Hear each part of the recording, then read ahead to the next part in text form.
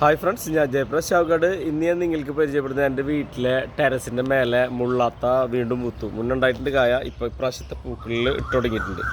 അപ്പോൾ അതും കൂടി കാണിക്കാൻ വേണ്ടിയിട്ടാണ്. അപ്പം മുള്ളാത്ത ഭയങ്കര ഹൈറ്റ് ആയിക്കണം കേട്ടോ, അത്യാവശ്യം ഹൈറ്റ് ഉണ്ട്.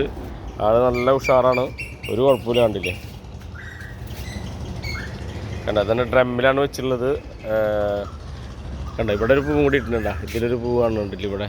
അവിടെ ഒരു പൂക്കൾ അവിടെ ഇവിടെയൊക്കെ ഉണ്ടാവും, നന്നായിട്ട് ഉണ്ടായിട്ടുണ്ട്. പൂക്കളൊക്കെ കായ ഉണ്ടാവാറുണ്ട് എല്ലാ വർഷം.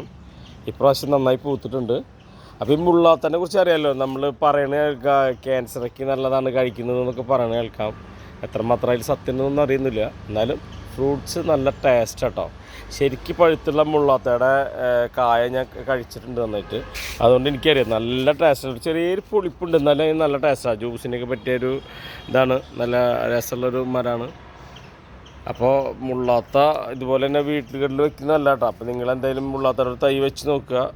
ഓക്കെ, അപ്പോൾ നമ്മുടെ മുള്ളാത്ത കണ്ടില്ലേ, ടെറസിൽ ഇങ്ങനെ നിന്നിട്ട് എന്താ നല്ല ഉഷാറായിട്ടുണ്ട്. മേലേക്ക് പോയിട്ടൊക്കെ ഇത്രയ്ക്ക് ഹൈറ്റിൽ പോയിട്ടുണ്ട് കണ്ടാ.